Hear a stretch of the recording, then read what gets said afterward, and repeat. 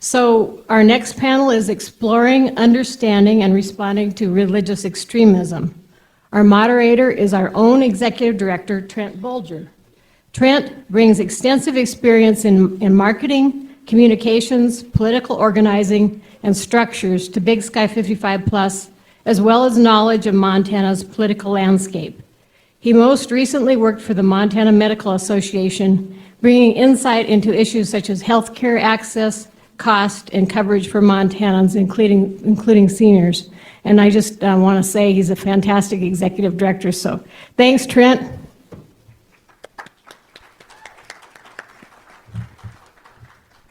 Yeah, thank you, Terry. I get to call myself the executive director of the Big Sky 55 Plus organization.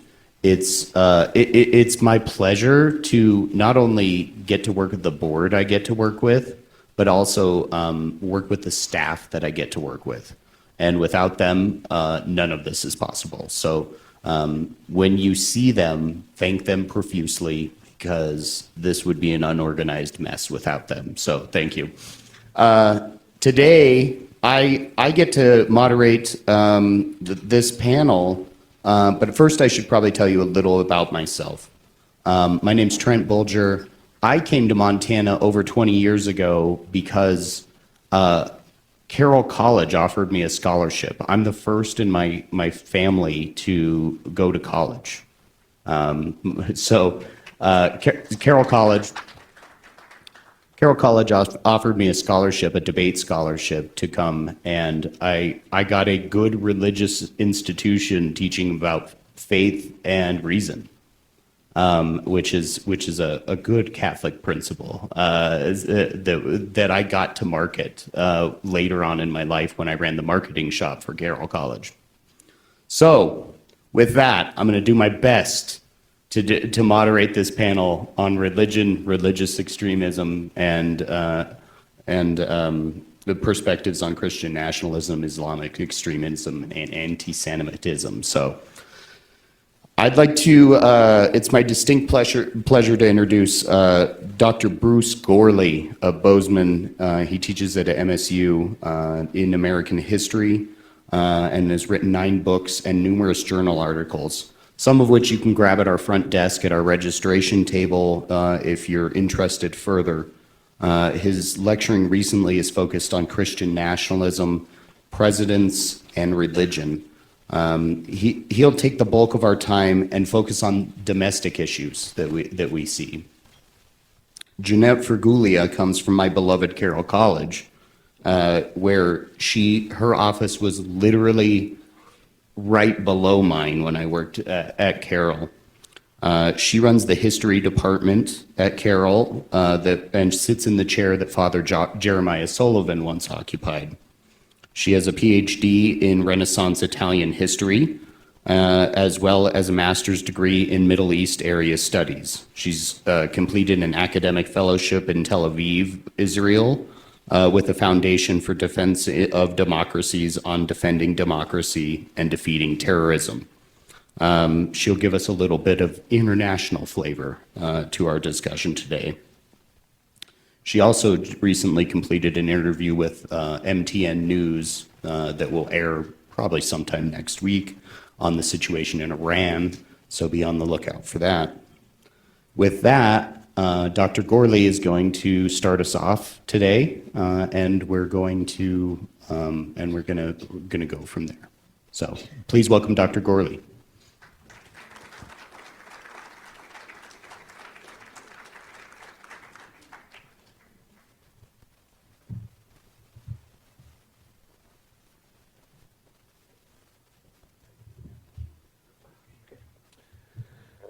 I do want to clarify that I have taught in the classroom in the past. I'm teaching OLLI courses at Montana State right now. Some of you know what that means, Osher Lifelong Learning Institute. They're a lot of fun, those courses, and the people who take the courses. There really is a lot of power, I can tell, in this room today. And I will tell you that we need all of our superpowers to overcome Christian nationalism. Now, I actually grew up in a world that we now refer to as Christian nationalism. It was fundamentalist Christianity, which is kind of on steroids these days in reference to what is typically white Christian nationalism. Turn this so I can see my laptop. And so I'm going to give a really brief summary if I can get the clicker to work. I am doing something. I'll just go with the key. So there is so much about white Christian nationalism, but the good thing is you don't need to know everything, and that's really fortunate. Thank you. So it is authoritarian, and a definition at the top of the page here is a definition of authoritarian. And favoring or enforcing strict obedience to authority, especially that of the government, at the expense, and this is important, at the expense of personal freedoms.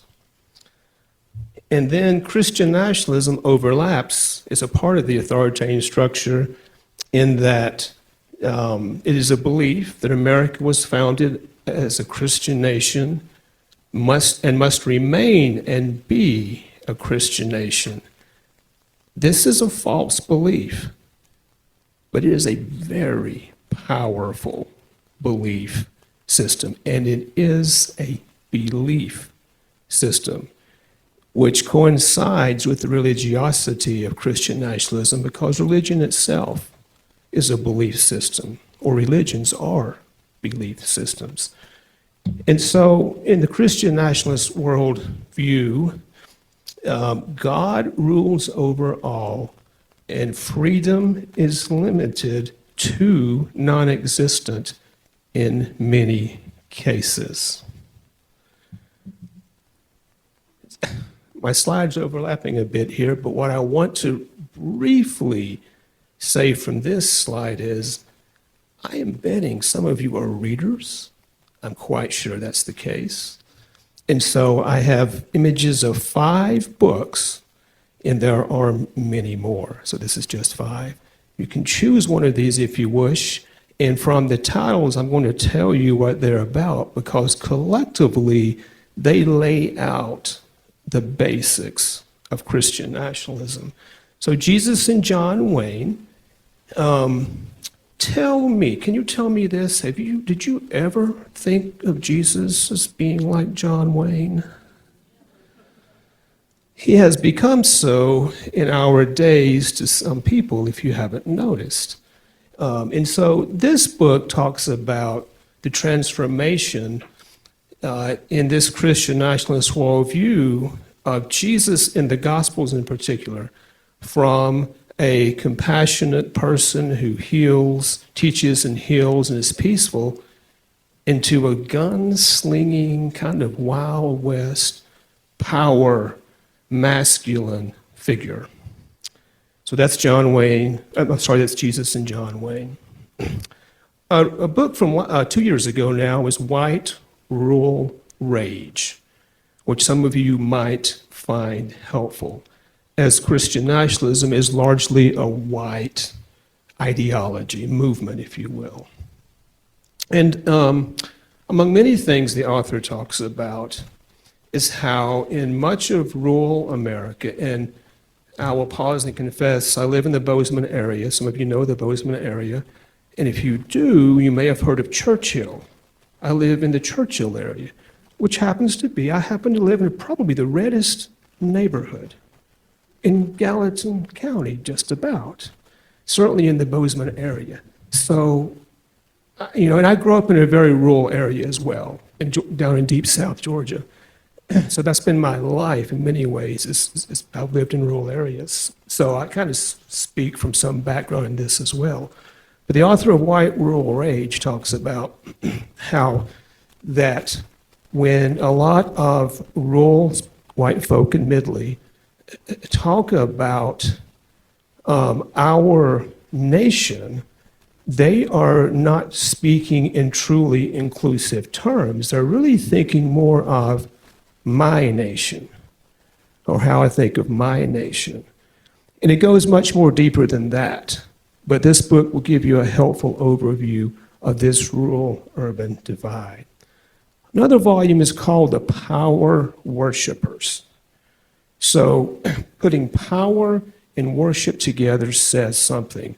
Ultimately, Christian nationalism is a politicized movement that seeks power. Not, and I mean over the nation, seeks power over our country, and forcing others to submit to their ideology. And so it's a contrast here. Maybe you don't think of worship in church as being something of having a power dynamic, but this author explains that actually there is a relationship here. Taking America Back for God came out a few years ago by some sociologists, Andrew Whitehead being one of those, in which from polling and survey data, they began examining white Christian nationalism. And they made some, and they continue to do so. But from the title alone, you get in many ways the objective of what white Christian nationalism as a movement and ideology. It is taking America back for God. Behind this is the belief among Christian nationalists, again, that America was founded as a Christian nation, but somehow it strayed, and that somehow includes America became too inclusive. And certain people, certain white folks felt left out. And so they must take America. You can even insert the word, take white America back for God. And then there's kingdom coming. In the world of Christianity, in sermons from pulpits, you will find, oftentimes you will find the kingdom of God discussed as biblical language. And so there are different ways to interpret the kingdom of God. But in this case, they're interpreting the kingdom of God as future-oriented, violent, and privileging and favoring God's chosen persons over others. Many white Christian nationalists are convinced that they are preparing the way for God to come back through Jesus and establish what they would call a reign, R-E-I-G-N, over the earth. And guess what? They happen to be the chosen ones. They're convinced that they are God's chosen ones, called to help God do this. So, just a quick summary of how we can think about what Christian nationalism is. One is an exclusive world view. It is far from inclusive. The world is divided into good and bad, pure and impure, in a very strict dichotomy. It's an exclusive worldview that can, and sometimes does, lead to violence. Did you notice January 6th? Did you?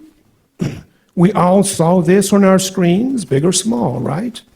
Did you notice the Christian flags and banners and symbols and Bible flying or being held aloft?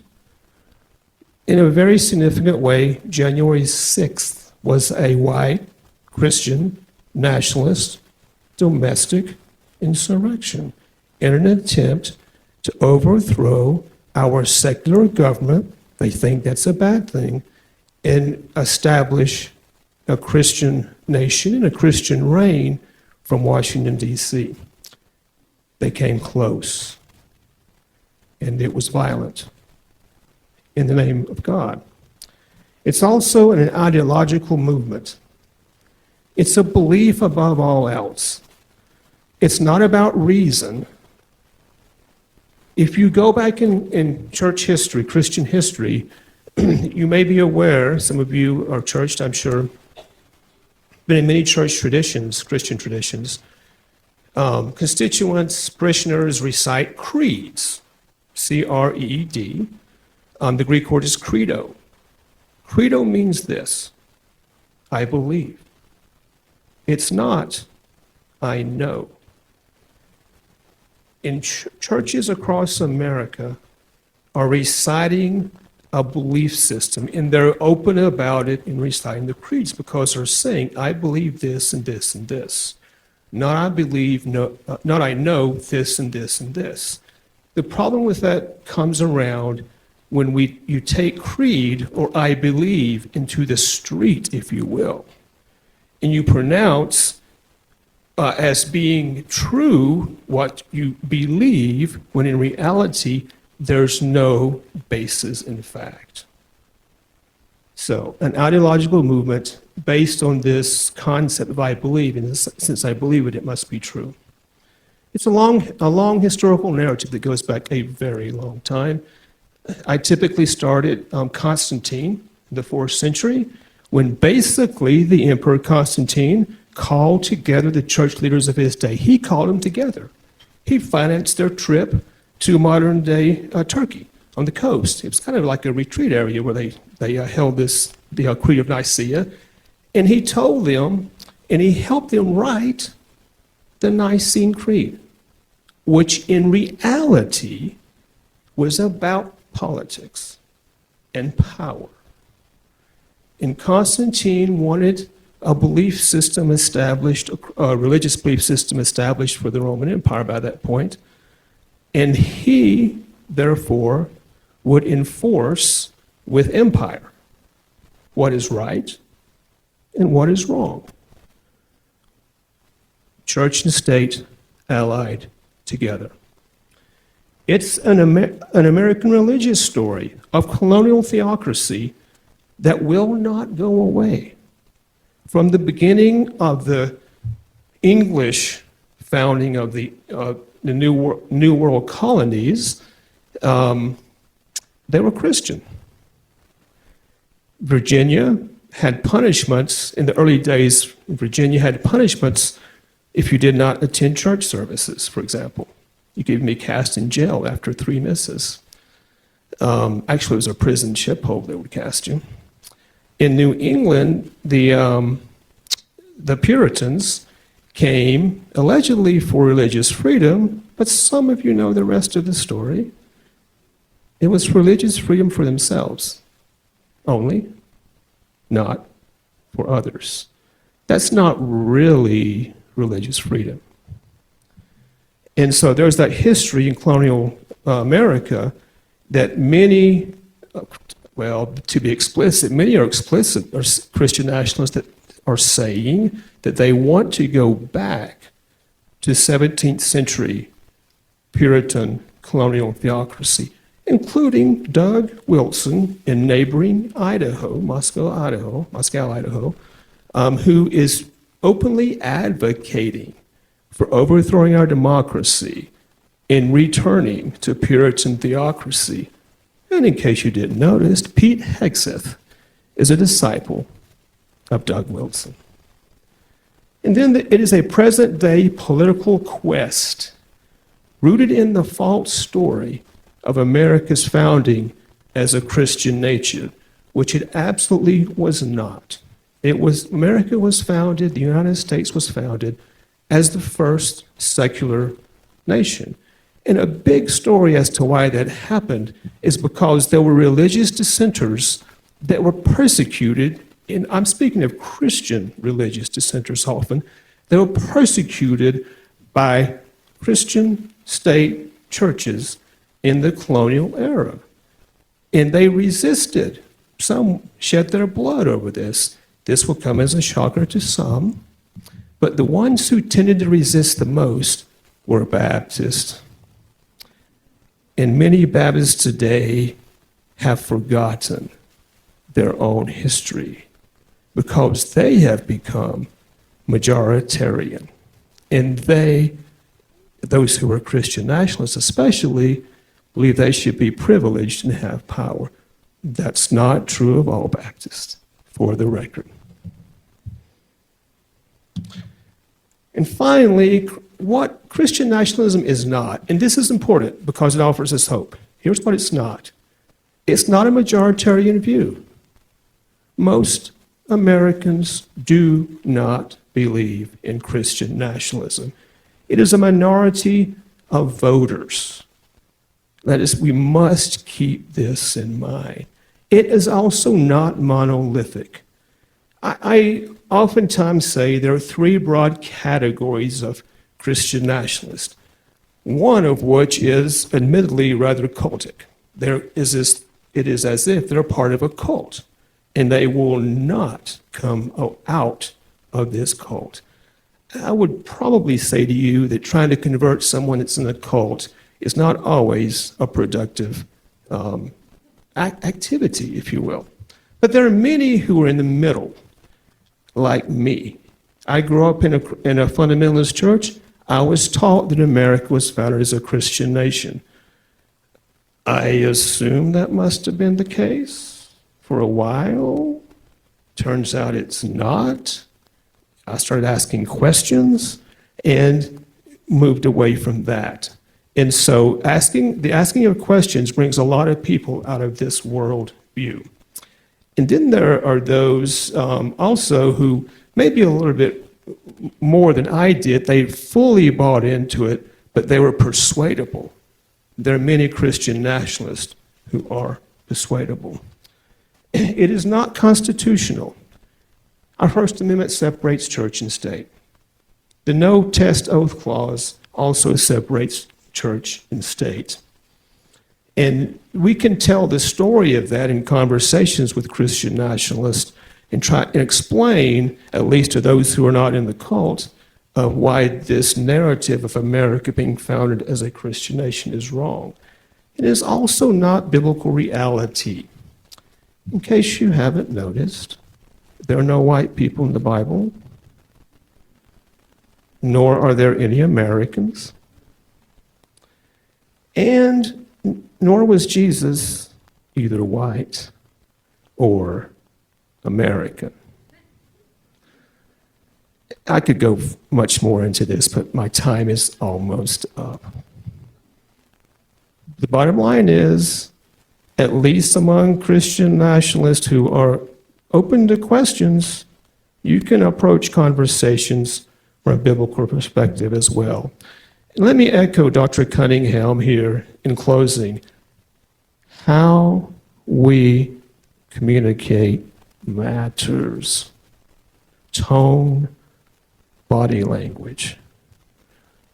Whether we're listeners, I am convinced that every human wants to be heard.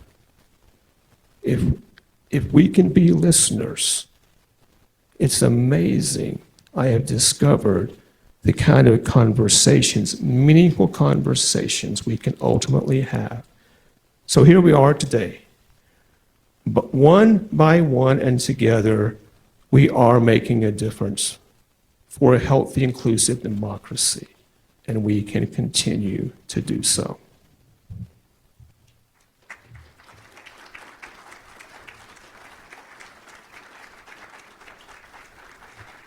Thank you, Dr.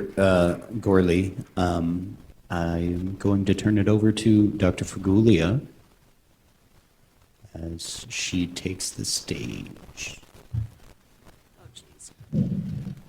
Good afternoon, everyone. I'm a slacker. I have no PowerPoint. I'm on sabbatical. What can I say?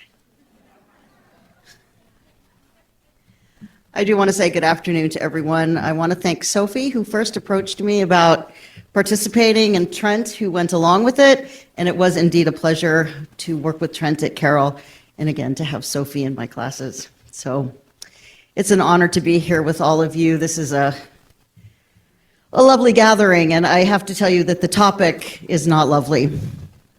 So let's see if we can work our way through this.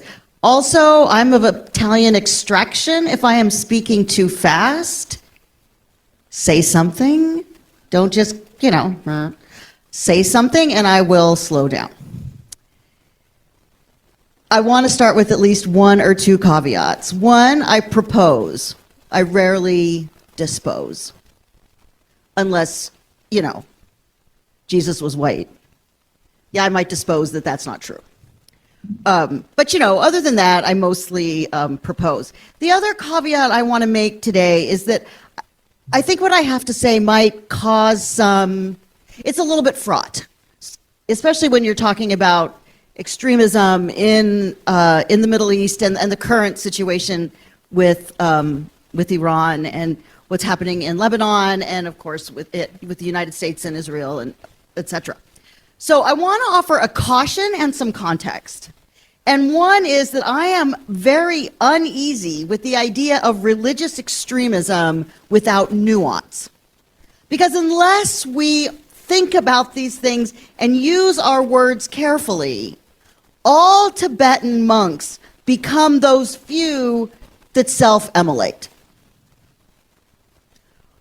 All members of the Jewish community, past and present, accept the righteousness of 1 Samuel 15:30 in justifying an attack on the Amalekites in which Yahweh ostensibly ordered the putting to death of men, women, children, and infants. All Christians without nuance, all medieval Christians, become supporters of the Crusades as the will of God. And all Muslims embrace Surah 9, verse 29, chapter 9, verse 29, that says in part, to fight those who do not believe in Allah and Islam. Every single one of those makes every member of all three Abrahamic faiths a what? A religious extremist. So now what we have to do is go back and think about how does this happen, keeping in mind that every single one of the previous three examples that I gave were written by humans. In a religious context, in fact, they would be considered, as humans, sinners. So, and they were also, I'm a historian, were responding to a particular time, a particular place, and a particular set of events. And the same, I propose, is exactly true today. Religious rhetoric, extremist rhetoric, has become a tool, an emotional tool to justify something much more secular. Land, resources, water, defense. Let's be honest. I'm going to fight you for sand. I'm going to fight you for what's underneath the sand. I'm going to fight you for God. Because you are an unbeliever. Unbeliever meaning you don't believe what I believe. What packs the emotional punch? What's the manipulation? I would argue. So that we need to think about when groups, and again, this is particularly true of the Middle East, talk about rights to the land and its resources in biblical or scriptural terms, it has the potential to whip people up into a frenzy, that it can and does turn violent, particularly when it comes from leaders and religious authorities. They deploy words of religious hatred with the intent to achieve a more secular purpose. And it's deadly. 168 girls dead in Iran, 185 total on a mistake. But they're not Christians. So the consequences become the use of religion, or I would argue the misuse of religion by governments and individuals. And unless we stop and say, wait a minute, hold it, we're falling into believing that every single person accepts this kind of religious rhetoric. That injustices, real or perceived, lead to the rise of extremist ideas and groups, real or perceived, and that historic and present circumstances tragically are fertile ground for extremism at all levels of society. I worry about every single person in this room and every single person in this country when we're living the consequences of what's going on right now. And I worry for my students who are then going to think that everybody in the Middle East is a religious extremist, when I know for a fact that they're not. I think about the children. I got a text today from someone very dear to me, and it's of his son-in-law being walked off and potentially arrested by the IDF. And he had spent 10 months prior to this as a guest of the IDF. And that it traumatized his son so badly, his little son Mohammed, that he followed behind to make sure that his father was not rearrested. And all I could think of was, I wasn't necessarily thinking about the adult. I was worried, are you creating an extremist? Except that I happen to know his family and his father very well, and they'll move heaven and earth to prevent that. But all those children, that's imprinted in their brain forever. So I'm going to offer, I'm happy to answer any questions that you have. I'm not afraid. But I will propose that as we go through this, be curious. Don't be afraid to say, I am going to look at this and I believe it's a case of religious extremism, but let me see how I can get to the bottom of it. How can we educate ourselves for text, context, subtext, history, present? When there are things that I don't understand about trauma, I go to my colleagues in psychology and sociology. Read and listen around. Be an attentive consumer of the media. The other really important thing I want to say is that a search for understanding does not mean accepting evil. When I was doing the fellowship that Trent mentioned, I had the opportunity to spend an afternoon at a maximum security prison, standing in the circle of trust with a group of men who committed acts of terrorism, Hamas, PIJ, Palestinian Islamic Jihad, etc. And I knew their backgrounds and I knew the events in which they were involved. Listening to them tell their story did not mean that I accept their acts of terror, because certainly I don't. If you ask my students, I'm a kumbaya singing pacifist. But no, really, like I just want to talk to people about whatever, and, like drink coffee with them. But it was so illuminating to hear from them, and to hear and to try to understand does not mean I said that's okay. And this is something I really try to talk to so many people about, is that to listen and to wonder is not to say, therefore I accept X, Y, and Z. And so, and I think we could all do a little bit more of that listening and asking questions with grace and civility. And we can all do that. And we can all embrace a civil discourse, whether or not we agree. So that is my story, and I'm sticking to it. Yeah, that's what I have. So I tried to keep this short so we have plenty of time for questions, because I think there's probably much on your mind. My first encounter with Christian nationalism, well, white nationalism, I was living in Ohio. The Klan had a rally, Oxford, Ohio. Walked down the street in their sheets and their cone heads. I was so horrified, I looked for a new job and moved back to California. But it was really interesting because those same people go to church.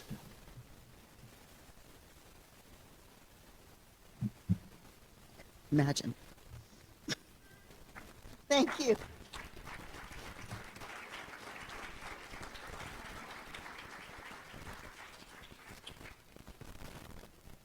As we kind of reset up here on the stage, I'm going to propose some ground rules before we start asking questions. So first off, I'm going to say everyone comes here in the spirit of learning about these more difficult subjects and topics. So please extend everyone some grace. with these uncomfortable subjects. I think we can all try to do that. If you disagree, that's okay. We all don't think the same. We ask that you be respectful of one another, and people, other people have come here to learn, so try and respect that. Our presenters today have spent decades learning and understanding the nuances of these issues, and an hour and 10 minutes is not long enough to explore every instance of a very, very long history of these issues. They will be around for the conference, and if you want to have more in-depth conversations with them, they are very excited to talk to you about all of their adventures and more insights. And then, if your question is more of a statement, please work on making it more of a question before you ask it. So, with that, Kristen is going to run around. So, if you have a question, please try and flag Kristen down over here.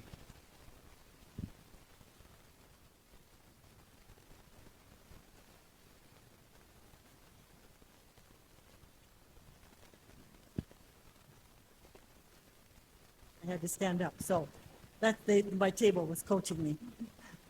So I really appreciate the insight that you've given from all kinds of sides. I worked with Margie and the Montana Association of Churches, and then with the Wyoming Association of Churches too for a while. And so have been following this whole issue with the Christian nationalism for a long time. And I wondered if you had any thoughts about the Institute for Religion and Democracy, if you knew about that, and its connection to the same folks that run ALEC and the psych ops that have been going on to influence our country's attitude towards faithful to the Christian gospel that we understand it as a grace-filled faith, and manipulating the whole, I mean, kind of undergirding the sense that instead of, they've tried to take away the arms of the cross, is the way I kind of describe it.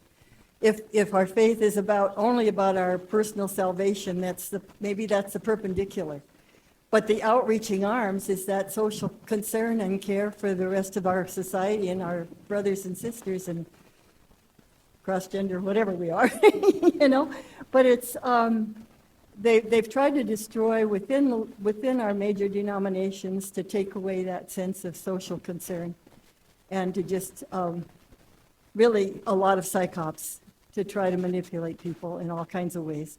So that's coming out of the Institute for Religion and Democracy. A lot of the money is the same, and the techniques are the same as were used in ALEC in the general sense of our government too.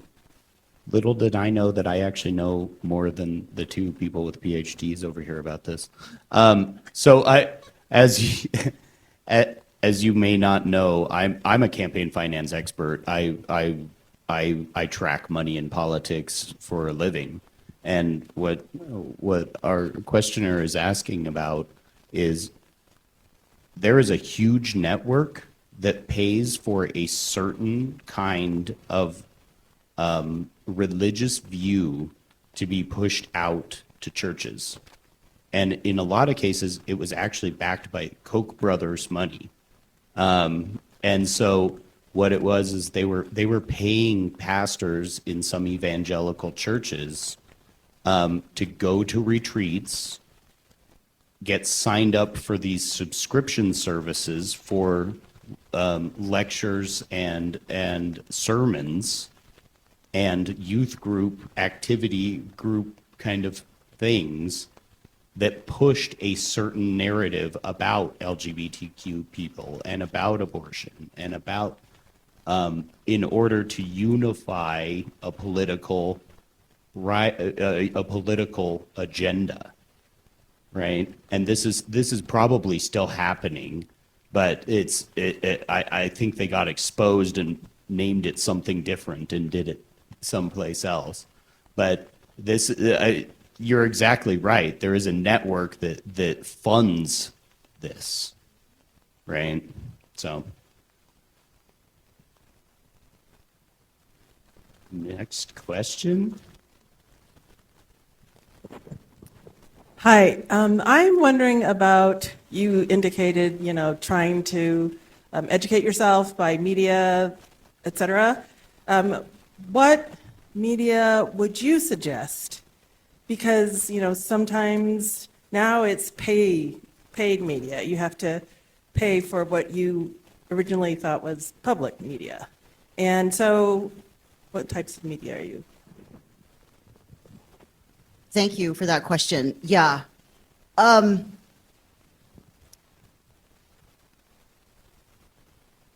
If you're, okay. Do you want me to name specific outlets, or do you want me just to, oh, you do? Okay, all right. Okay. If you, okay, so I'd start with the New York Times, The Guardian out of England. If you're looking for that more conservative perspective, go to The Economist. I don't always agree with them, but they're very smart. If you read a second language, so I read the Italian papers, and I also read and write Arabic. So I read some of the publications that are coming out of the region. If you take all of that, and then you can listen to, for free, Al Jazeera in English, that will give you another perspective. If you have any familiarity with Arabic, listen to the English version and the Arabic version, and look at the pictures. They're different because they're speaking to a different audience. Yeah, really. And then, I read The Atlantic. I read the New York Magazine. Just pick publication. And I, aside, again, from Al Jazeera, and NPR, I'm a big consumer of NPR, and PBS. PBS does some excellent work. The main thing is to just sort of pick items that are being, this is going to sound so elitist, I'm sorry, where people write well, where they're smart, where they think their way around an issue. And then I challenge you, because I do this as well, then I go and listen to Fox News and CNN. And I just wonder if we're talking about the same thing. Right? I'm like, and sometimes, anyway. So does that help at all? And some of the op-eds are really good in these publications as well. So. Absolutely. freespeechtv.org. Now, is there...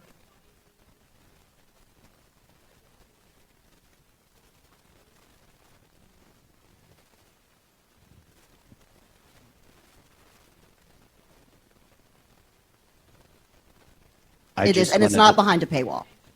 I just wanted to remind everybody that if we're not speaking into microphones, the people online can't hear us at all. So just if you need to talk, flag Kristen down.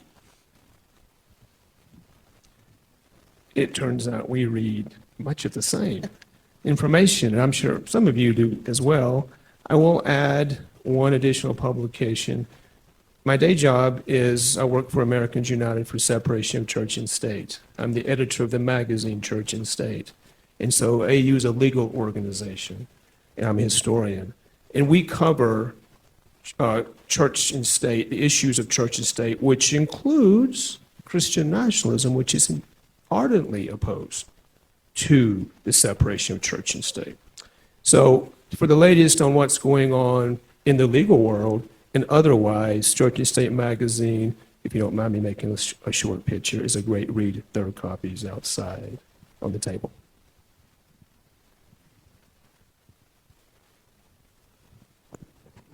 This is a question for Bruce. Oh, am I on? Am I good? So I think at the end of the day, we all want to get educated about just how to understand this whole issue. But at the end of the day, just how you finished your conversation about, you got to listen to people. So this ends up having to be a conversation with another human being or a group of human beings. So you talked about living in Churchill, being a pretty red place. So I guess my question is, how's it going in Churchill? I get asked that sometimes when I bring up Churchill. So I would say to you, this is being recorded, Trent. So it is no news to folks in my neighborhood that there were many Trump flags flying in the 2 election seasons. And I'm a walker. I get out and I walk around the neighborhood. I meet people. I have conversations on the street and sometimes in people's houses, people who believe differently than I do. But as someone who, and I'm making a confession here, in reality, I'm an introvert. I love public speaking, I do a lot of it, but I'm an introvert. And so listening is kind of easy for me because I'd rather listen and seek to understand by asking not threatening questions, but questions that invite people to tell me more about themselves and then engage conversations. I've done that many times, and I can tell you that some time ago, one couple, I sat down in their home in my neighborhood. They have since moved. And we got into a pretty deep discussion, and they were extremely far right. But we found some agreement over some things that we could have a conversation about, and we did. There's another gentleman that I spend a good bit of time with. I'm a baseball fan. I never played, but we pitched one spring training year. We pitched baseball, and we've gone hiking, and we've had conversations, and some meaningful conversations. I have a friend locally whom I've also had some really good conversations with, and truly my goal is not necessarily to convert someone. It's really to listen to them in such a way that they feel heard. And hopefully they will reciprocate and they will want to know more about what I think. If they are able to do that on their own initiative, that invites some meaningful conversation. And it is because some people years ago in my life engaged conversations with me in that very same way, that over time, and it did take some time, I began asking some really hard questions about my fundamentalist faith and eventually walked away. It's not a quick fix or resolution. This is an ongoing practice, I believe, that we need to have as listeners and think long term about changing lives and directions of lives, and even bringing people away from the very exclusive religious faith that I had, for example, as a young person.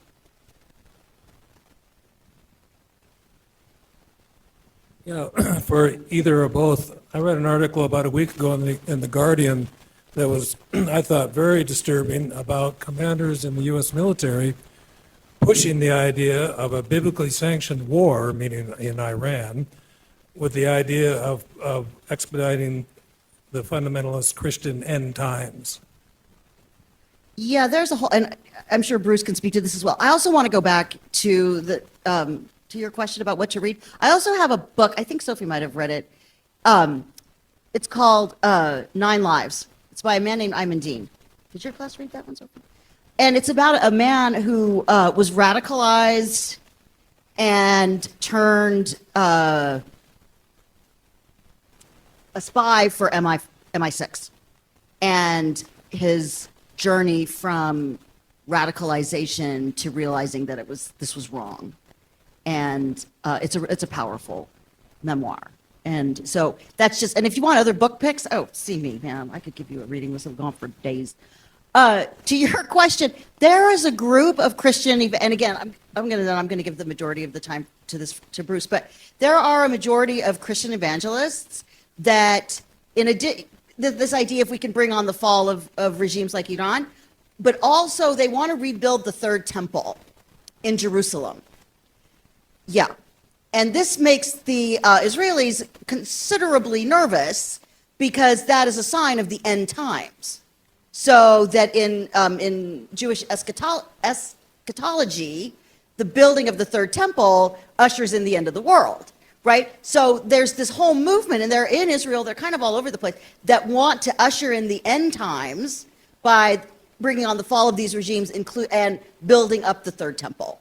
So yes, you're right, exceedingly disturbing. It is truly disturbing. I think of particular interest to me is this question has been asked recently because of the war that Trump started on Iran, basically.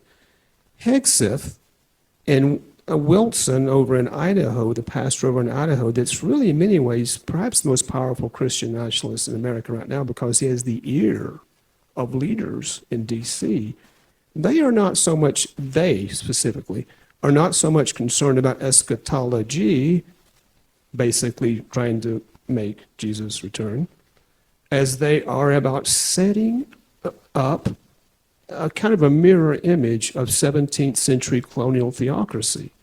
So there's a different angle in this, and I say that's a nuance that's really interesting right now. But overall, there's a theology called dominionism that emerged in the 70s that basically teaches that God's chosen ones are called to prepare for the end times by taking over all the various aspects of American culture, society, and governance. And then God will return. But as always, those who claim that are absolutely certain they are the chosen ones.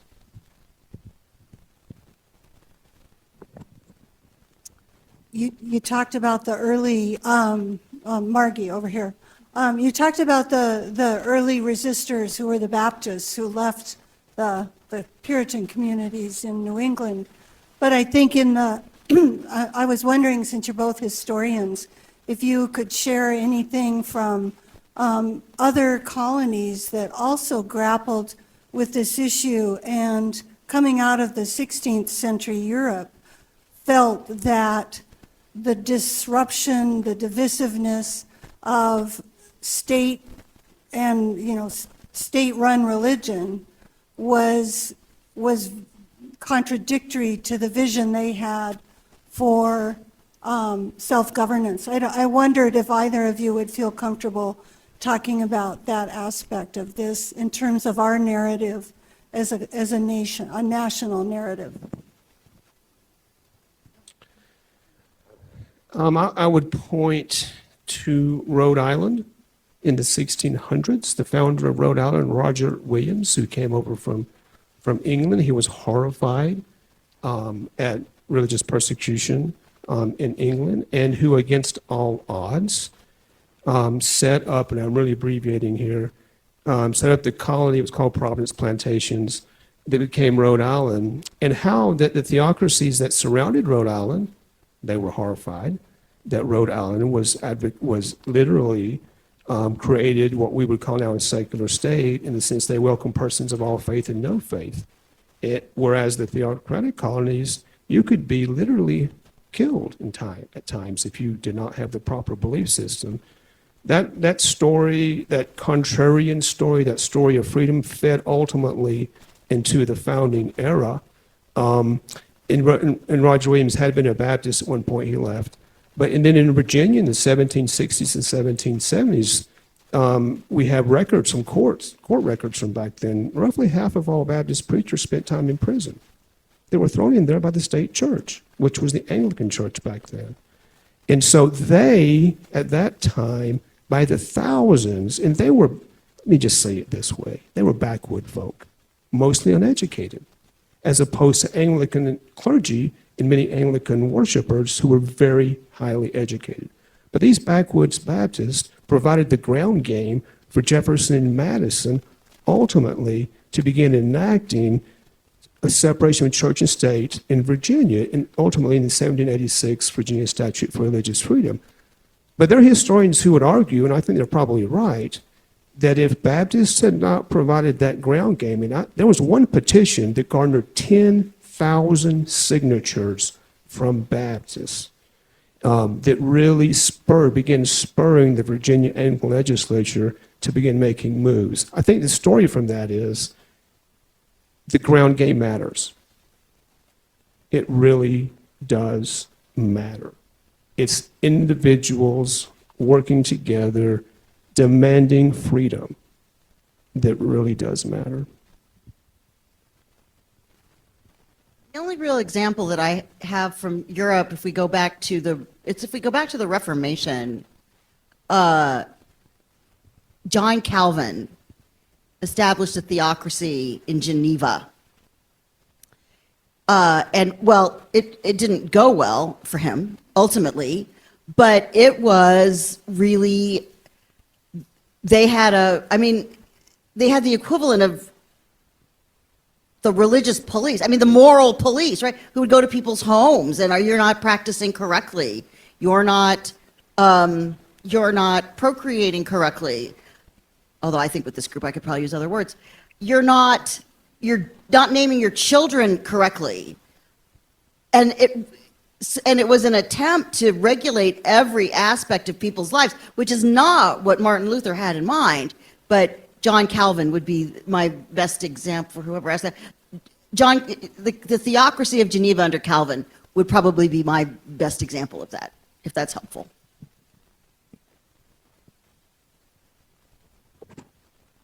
So recently, our governor announced that he was trying to start a turning point group in every school in Montana.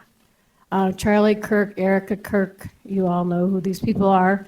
And so maybe you could reflect on that a little bit. We have a chapter at Carroll, brand new this semester. Yet another great reason why I'm glad I'm on sabbatical. Yes.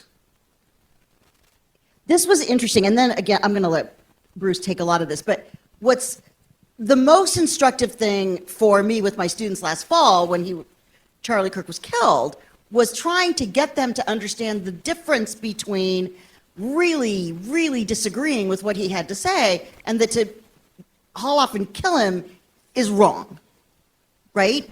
And so it was an interesting moment to get students to think about the both and. We can both say you don't haul off and shoot people you don't like. At the same time, you can say that he said some really terrible things, and you can't deny that some of the things that came out of his mouth were really awful. The scary part for those of us like me in higher ed is that they have a professor watch list. If you go on the Turning Point USA website, you can see the professor watch list. And at least our student government said to this new club, we do not want you to participate in that. Now, if they will or won't, I don't know. But they have been instructed to not engage in that particular part of Turning Point, so we'll see. I guess I would just comment on that. Again, this is money from a conservative think tank that is propping these programs up, that is using religion to carry out a political agenda. So I do want you to think about it in those terms, right? They don't care about the religion part. They care about the political army that they're creating. It's really the same as some of the madrasas in places like Afghanistan, in Qom, in Iran, and other places where they're supposedly getting a religious education, but in fact what they're getting is an education in hatred. Not all of them. Some madrasas are very, very good, but there are a few that they're doing the same thing Charlie Kirk was doing. So I just want to say it's all over the world.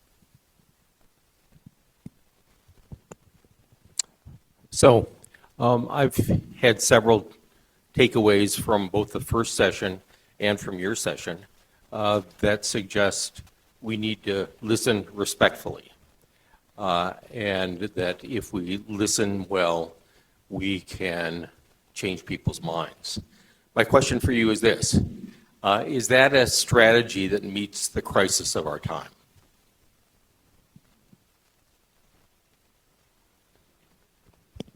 Okay. I'm going to let Bruce go first while I compose myself. Is it a strategy that meets the crisis of our time? I think in part. ultimately, change will come at the voting booth. Ultimately. And if we hope to engage people of other persuasions, conversations must take place. And so I'm being pragmatic here in the sense that voting really does ultimately matter. And in the reality, when it comes to the voting booth, it's probably true that most people vote based on their own self-interest. And it's probably true that most of the time those interests are economic or perceived economic. If that is the case, it's possible that right now there may be some people who are having some anxiety that could be persuadable in terms of conversations we might have. I think it's a tragedy that I have heard this from a number of people who say basically this, and some say it pretty directly. I don't know how to talk to those people. Maybe some of us have said that sometimes in this, from those of us in this room have said that.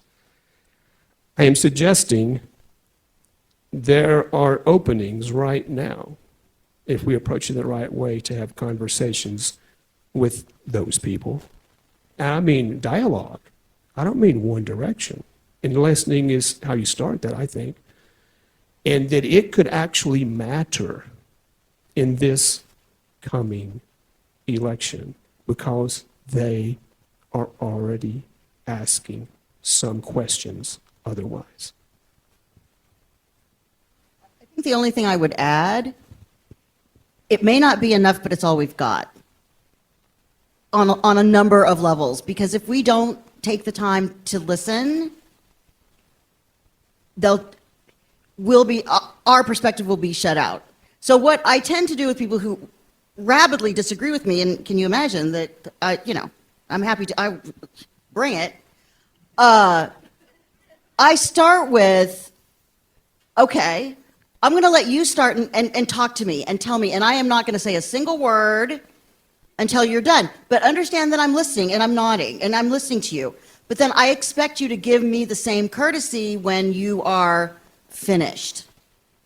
And I have found that to be really, really productive, because then what happens is my talking and their talking gets shorter and it becomes more conversational, right? So, yes, because I think that I propose that one of the reasons we have some of these problems that we do today is because we stopped listening to each other. But it is okay, and I tell my students this, and I'm going to tell every single one of you this, it is okay to disagree. It's how you do it. Do you do it with grace and civility, or do you do it with anger and hostility? And I tell people, if you want to come at me, you do that, but it better be with civility. And I will return to you the same civility that you gave me, and I will honor what you have to say. And if we don't ever agree, that's okay too. Yeah. I don't know if I can follow Fregulia on this, but I will say, I will echo it's the only thing we have. Plus, we can go out and build allies, right? And the way to build allies is to listen to them, right? We don't necessarily have to go build an ally with the person who 1,000% vehemently disagrees with us. I can build an alliance with Sophie and her friends who can't afford rent, right? They're much closer to our values than somebody who thinks it's funny to blow, diesel smoke all over people, right? So we can go out and we can build allies. And I talk about this in terms with Ford Montana and Sophie in the terms of the Zoomer Boomer Alliance, how we're going to plan some candidate speed dating where older adults sit down with actual younger adults and talk about what happens. And, you know, we can build allies because we're all stronger together, right? And it's understanding each other's strife and issues.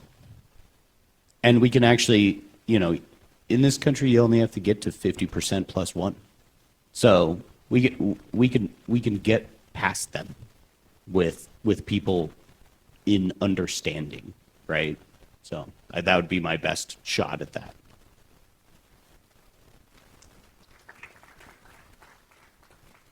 I'd like to just offer an interesting example of how politics and religion have played a place in another country and see how it might instruct us in any way. We've just come back from India, and in 2014, the Prime Minister was elected Modi, partly on the basis of we are a Hindu nation. Now, what that did is made all the other religions in India, and it's a very pluralistic country, kind of nervous. But one thing has happened. We attended a church, for instance, in Kerala in South India.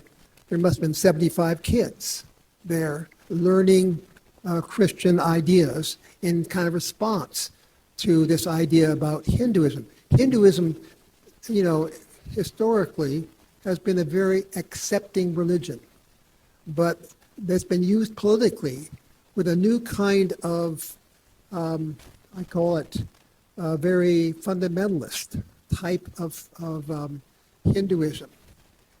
And so not only Christianity, but Islam and other countries have been other faiths have been responding in a nervous way.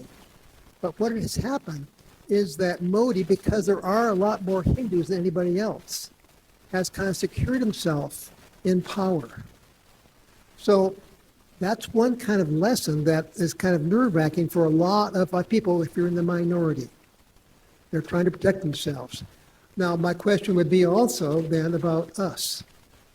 We are responding here to Christian nationalism. What do we represent? Are we representing religion? Probably, yes. Some alternative form of religion. Are we representing secularism? Yes. How do we understand ourselves here in this room and elsewhere in terms of this movement towards Christian nationalism? Is it like what's happening in India, or what are our alternatives? Can I just weigh in on India for a second? Because I lived in Pakistan. Some of the Modi he is all in on Hindu nationalism. And it's really disenfranchised the large parts in the Punjab region of India that border Pakistan and up into the Kashmir. And his issue, I don't know that it's Hinduism as much as it is a justification for trying to grab more of the Kashmir, because when the partition was done in 1948, it was not done well. The Kashmir was excluded. So he's leaning into religion, as you mentioned, for a political reason, and that has to do with these cross-border skirmishes over the Kashmir. And I'm going to let Bruce weigh in on that. But I do want to say something also about Hinduism, if I can, really fast. When Christianity came to India and encountered Hinduism, and if you want to read a really interesting primary source, read the Jesus Sutras.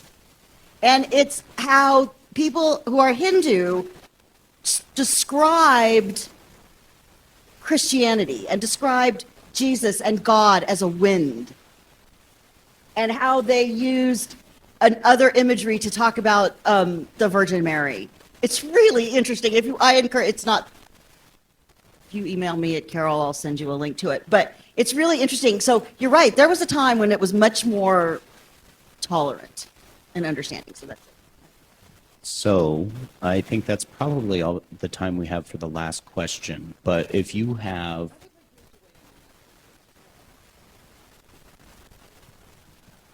I think he's very persuasive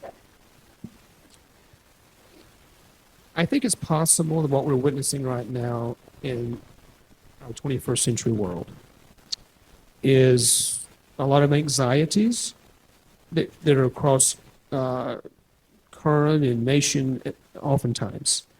And I think it's true that historically, oftentimes, religion reflects anxieties. And it's not sometimes, maybe it's not so much religion as it is larger currents that feed into, for example, what we're seeing with Christian nationalism in the United States of America. There's a larger context, is what I'm saying. And perhaps it did not originate necessarily with religion itself, but religion absorbs what's going on. And I think right now, I'll end with this. I think it's probably fair to say that we live in a very complex world. There are many humans, there are many of us, I don't hope I'm not one of them, that struggle with complexity and really want simplicity to the point that it's really unhelpful and even dangerous. This makes it more imperative that you and I are able to talk and communicate in simple terms. Although we understand there are complexities, we have to simplify sometimes in a beginning point when it comes to conversations. Yeah, I think that's a good place to leave it. So, thank you to the people that have made me feel like I didn't go to school enough. And at this point, we're going to have a little plenary discussion with probably Terry and Margie, if we can find Margie. She's usually over there, but I don't know where she went to. Oh, she's on this side. But thank you to Jeanette Fregulia, Dr. Jeanette Fregulia, and Dr. Bruce Gourley.